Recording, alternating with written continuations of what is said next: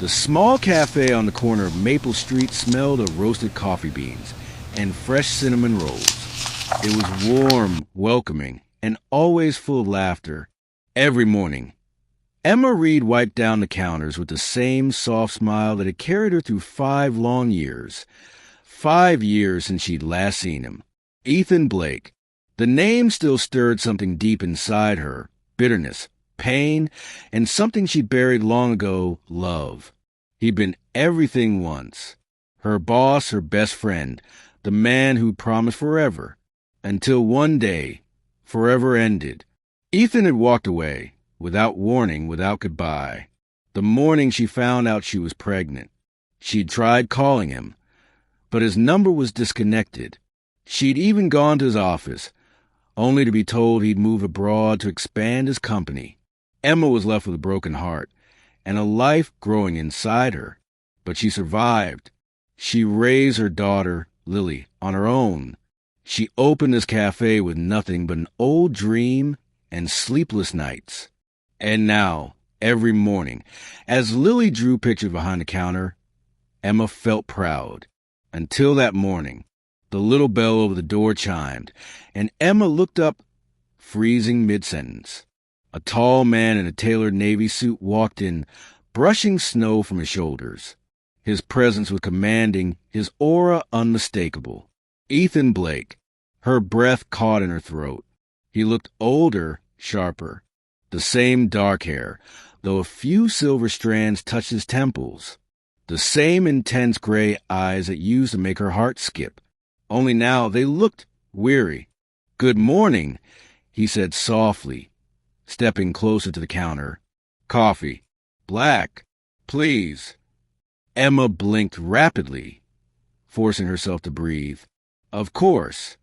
He didn't seem to recognize her at first, not until she placed a steaming mug in front of him. Their eyes met and time stilled. "Emma?" His voice cracked. She froze. "It's you." His expression shifted from surprise to disbelief. I didn't know you were here." "You wouldn't," she said evenly, crossing her arms. "You never look back." He opened his mouth, then shut it again. "Emma, Before he could finish, a small voice piped up from the corner. "Mommy, can I have more whipped cream?" Ethan turned. A little girl with honey-brown curls sat at a table, coloring on a napkin. Her big gray eyes, his eyes, looked up and sparkled. For a moment, the world fell silent. "Who's that?" she asked, curious, licking whipped cream from her spoon. Emma's heart raced. "Sweetheart, this is—" Before she could finish, Lily slid off her chair and ran over, her curls bouncing. She stopped in front of Ethan, studying him with innocent wonder. "Daddy," she said softly. Ethan's entire body went rigid. His coffee cup slipped from his hand and shattered on the floor. The cafe went quiet. "Dubby, what did she say?" he whispered, his voice trembling. Emma closed her eyes. She dreamed of this day countless times, and yet nothing prepared her for it. "She's your daughter," Emma said quietly. "Lily." Ethan's gaze darted between Emma and the little girl. His lips parted, but no words came out. "How?" "She's 5, Emma said. "Do the math."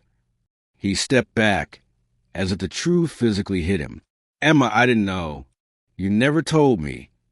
"I tried," she said, her voice breaking for the first time. "You disappeared, Ethan. You changed your number, left the company, moved out of the city. I thought you didn't want us." "I didn't know," he repeated, softer this time. "I swear I didn't." Lily tilted her head, confused. "Mommy?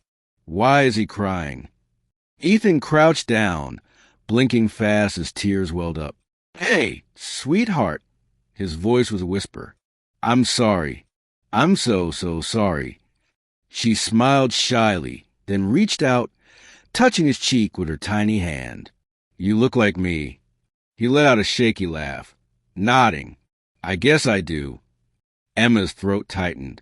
The sight of them, Ethan and Lily, was too much. The years of loneliness, the heartbreak, the strength it took to build her life.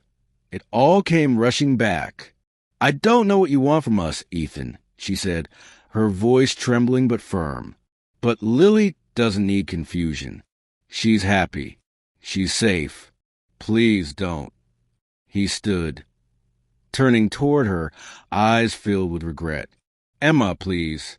Let me explain." "Explain," she scoffed. "After 5 years?"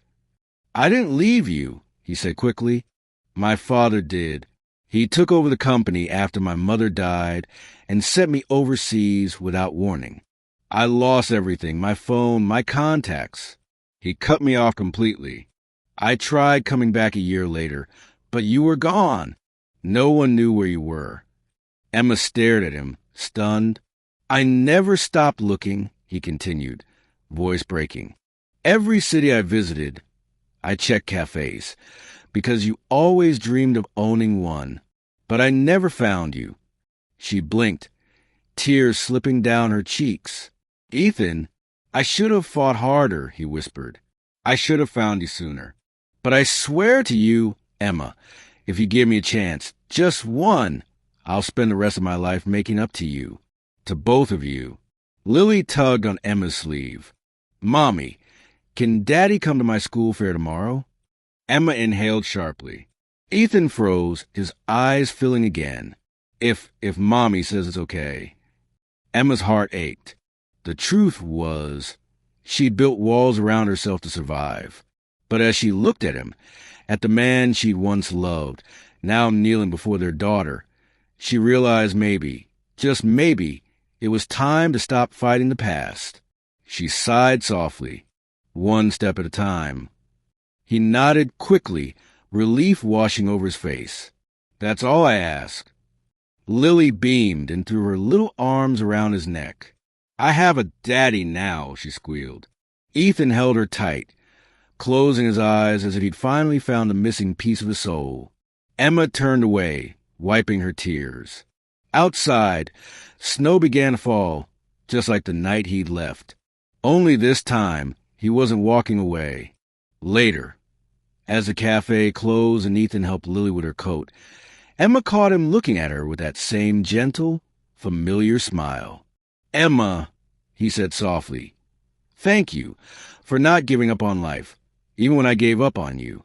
She met his gaze, her lips trembling into the faintest smile. "Maybe life was just waiting for you to walk back through that door."